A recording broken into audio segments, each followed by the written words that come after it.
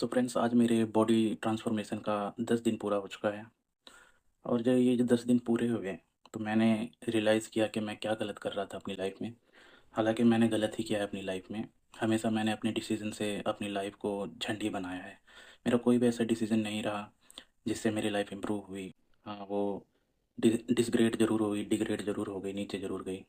मैं बहुत ही टची किस्म का इंसान रहा अपनी लाइफ में। मैं किसी भी चीज़ को अगर सोचता हूँ कि मुझे ये करना है तो मैं उसके पीछे फंस जाता था। इसका सबसे बड़ा एग्जांपल है, मैं सोचता था कि मैं डॉक्टर बन सकता हूँ तो मैंने नीट की प्रिपरेशन की और 7-8 साल की हो कुछ नहीं रहा था मुझसे।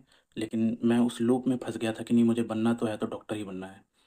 तो 8-10 साल जब मैंने बर्बाद कर दिए तब मुझे रियलाइज़ हुआ कि यार मैं क्या कर रहा था।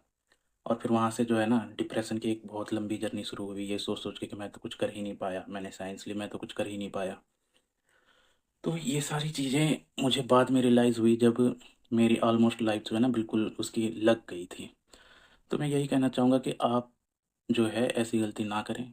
ज़िंदगी में हमें कुछ चीज़ें मिल जाती हैं, अच्छा है, लेकिन जो चीज़ें नहीं मिल पाती तो हमें उसके बारे में सोच के अपने आप को वहाँ मतलब स्टक नहीं कर लेना चाहिए कि हम उसी के अराउंड दिन भर सोच रहे हैं कि यार क्या हूँ, क्यों नहीं हुआ मैं, या मेरे साथ ऐसा क्यों हो गया।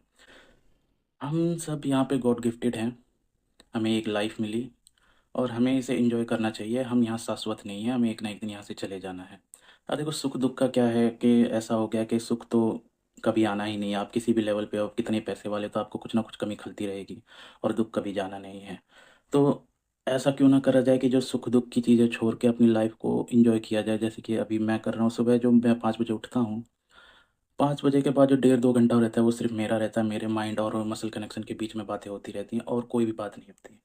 और ये वो मोमेंट है जब मैं बिल्कुल स्ट्रेस फ्री महसूस करता हूँ, किसी भी चीज़ की कोई भी टेंशन ही नहीं होती मुझे। तो ये जो एन्जॉयबल मोमेंट है ये बहुत ज़रूरी है। ये हमें ताकत देती है, एनर्जी देती है हमारे आगे की सिचुएशन को टैकल करने के लिए। तो एंड में मैं यही कहना चाहूँगा कि आप जहाँ भी फँसे हुए हो या आपकी जैसी भी कंडीशन है, वो हमेशा वैसी नहीं रहने वाली है। एक ना एक दिन चीज़ें बदलेंगी। और जब तक नहीं बदल जाती तो इसका मतलब ये नहीं कि तब तक हमें डिप्रेस ही रहना है, एंग्ज़ायटी में घूमना है, ऐसा नहीं है। हमें आगे बढ़ना चाहिए। सबसे ज़रूरी चीज़ जो हमें फ़िटनेस पे ध्यान देना चाहिए। जैसे ही आप फ़िटनेस पे ध्यान दोगे ना, तो आपको रियलाइज़ होगा कि यार हाँ, मतलब मैं जो है अपनी लाइफ़ में कुछ ना कुछ गलत कर रहा था। क्योंकि उस टाइम सिर्फ़ आप अपने बारे में सोचते हो, तब आपको रियलाइज़ होता है कि नहीं, ये चीज़ें जो है अगर मुझे कम्फ़र्ट भी मिल रही है। जैसे कि यार मैं जो है ना 10 बजे उठने लग गया था और धीरे-धीरे कैपेसिटी मेरी 11 बजे तक होने वाली थी, क्योंकि मुझे 10 बजे भी उठने पे ऐसा लगता था कि मेरी नींद पूरी नहीं हुई। फिर मैं साढ़े 10 बजे उठने लग गया। तो एक दिन सोते-सोते मैं पौने 11 बजे उठा। तब मुझे रियलाइज़ हुआ कि यार ये बहुत गलत हो रहा है, मैं अपना काम-धंधा भी नहीं सही से कर पा रहा हूँ। बस रात को लेट सो, दिन में लेट उठो, मतलब कहते हैं ना, पूरे तरीके से मेस अप वाली लाइफ़ मैं जी रहा था। पर अब जो है मुझे बहुत अच्छा लग रहा है।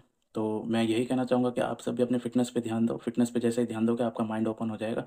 कोई भी चीज़ हो, किसी रिलेशनशिप को लेकर आप जो है बौखलाए हुए हो, या कुछ भी ऐसी चीज़ है जो आपको बॉदर कर रही है, जब आप ये चीज़ें करना शुरू कर दोगे तो एक तो आपको सबसे बड़ी हेल्प मिलेगी कि आप उससे ना टैकल कर पाओगे, आसानी से डील कर पाओगे।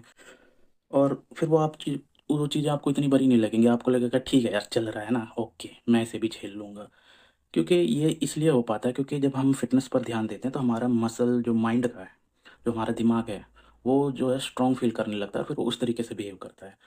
और वहीं जब हम दुनिया भर की टेंशन लिए रहते हैं तो फिर हमारा बॉडी जो उस तरीके से बिहेव करना शुरू कर देता है, हमारा जो माइंड है उसे उस तरीके से सिग्नल देता है कि यार ठीक है, तू तो मतलब ख़त्म आदमी है। तो ऐसा ना करें अपनी लाइफ़ के साथ। आगे बढ़ना सीखें। कहीं भी एक जगह अगर आप स्टक हो जाओगे, वहीं घूमते रहोगे, तो भाई लाइफ़ सर्कल नहीं है, एक स्ट्रेट लाइन है। एक दिन ख़त्म हो जाएगी और आप सर्कल में घूमते-घूमते आपको पता लगेगा यार मेरी तो लाइफ़ ही ख़त्म हो। फ़िटनेस पे ध्यान देना बहुत ज़रूरी है। इससे हम अपने अंदर झाँक सकते हैं और हमें पता लगता है कि हमारे अंदर क्या कमी है।